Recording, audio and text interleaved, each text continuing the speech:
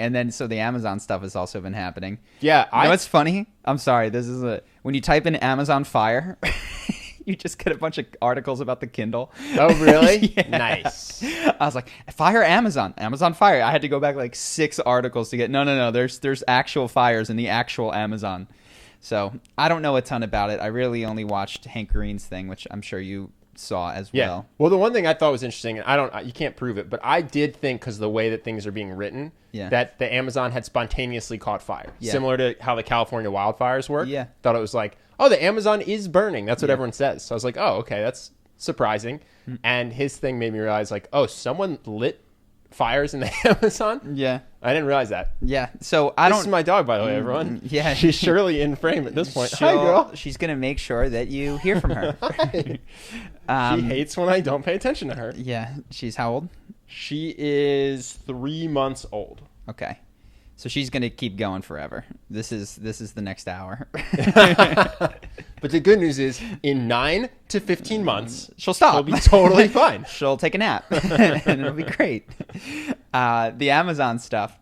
So it's what they're saying, and again, who knows, is that it's ranchers that. So I just think it's fascinating, and people are upset or maybe not upset. I feel like almost every problem can come down to economics, and you go, what's driving this economic engine? Yeah. And the answer. Stop eating beef. Stop eating beef. It's hilarious. I was thinking the same thing. Just stop eating beef. The Amazon doesn't have to get caught on fire. You don't have to torture any of the cows. Yeah. Now, a bunch of other stuff, bad things happen. You got to figure out how to source the food. I just found out about bottom trawling. Do you know what that is? No. It's for fishing. So wild caught fish, I thought was better because, farming, you don't want to farm fish. That's not their natural habitat. Apparently, you got to scrape the ocean floor. One of the ways, it's not all brands. I got to figure out how to tell who's doing what, but some wild caught fish, they just take these huge boats with these huge nets and they just trawl the bottom of the ocean, and it just takes everything: turtles, whatever sort of vegetation they have, dolphins, and salmon. Yeah. And so it just grabs them all in this net. It's horrible. It's just destroyed. Like if you were to try to do it in the forest because you wanted to hunt pigs, it would immediately be illegal. Yeah. But no one cares about the oceans because you can't see them. Well, to be fair, so this is the point that Hank Green sort of made is America used to have a lot of forests. Yeah. We did that to the forests.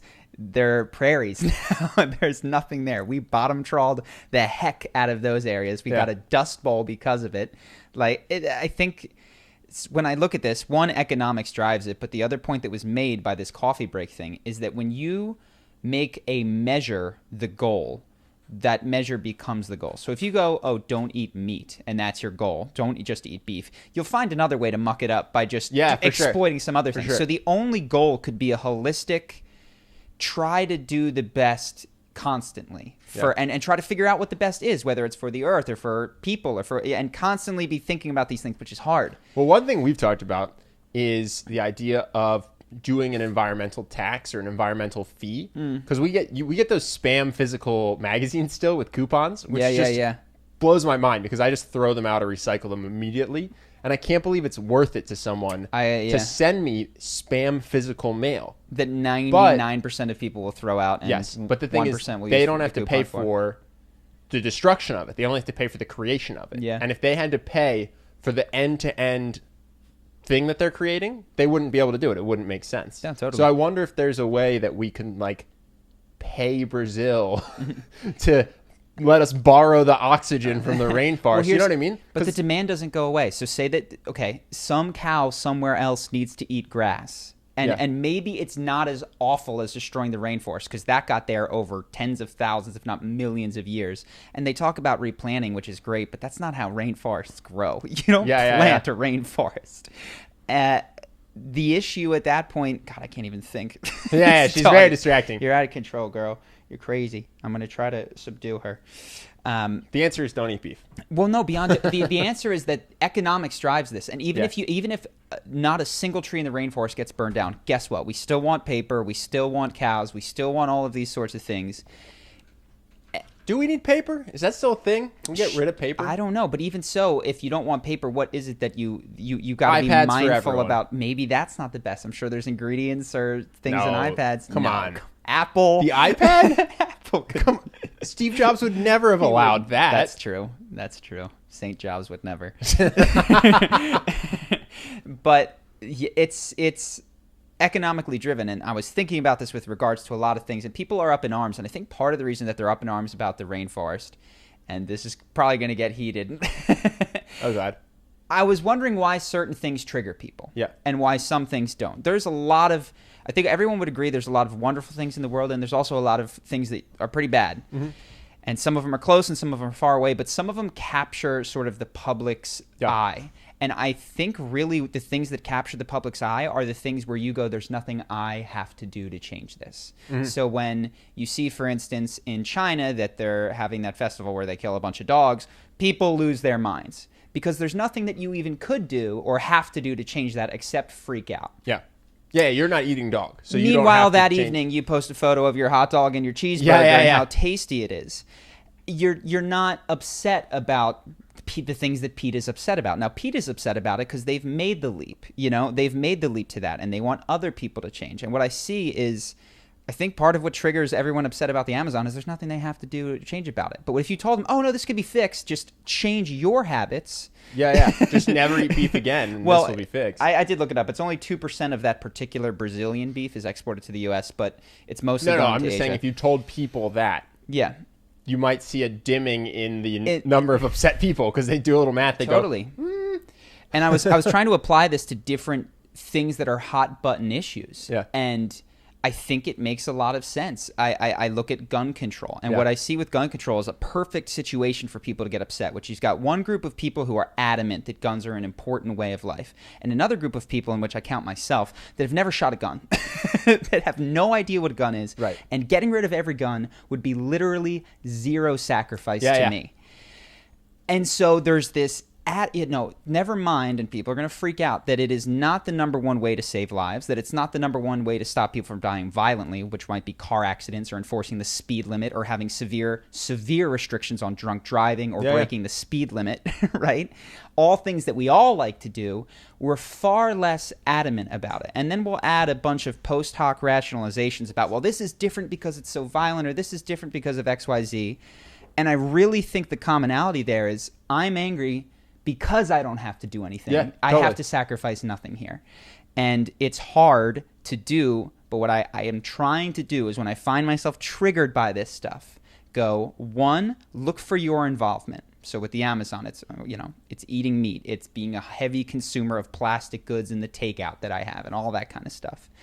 And then going, okay, if I'm truly angry, time to make some sacrifices. Yeah. Because as hard as it is for you to not and me to not eat meat and me to take out less, that's as hard as it is for the corporation to not burn down the Amazon, or the farmer, who it's probably harder for him to figure out another way of life other than cattle grazing. So what is my message? My message to myself, and then if anyone else is listening and is inspired, is look inside. I'm not saying that collective action can't work or isn't important. I'm saying that when you figure out how to change your ingrained habits, then you can potentially start to help a corporation or the world change theirs. But if you can't do it yourself, you got nothing to teach anybody. It is, and again, I'm not trying to harp on this one, but it's just what is causing the particular rainforest one. But it is interesting that I see a lot of uproar about how bad the Amazon fires are. Come here, go. But no one is therefore, or not no one. Not a lot of people are therefore changing any behavior. They're not talking about using less paper or eating less meat. They're just talking about how it's really bad and we should stop it. And not we, they should stop it.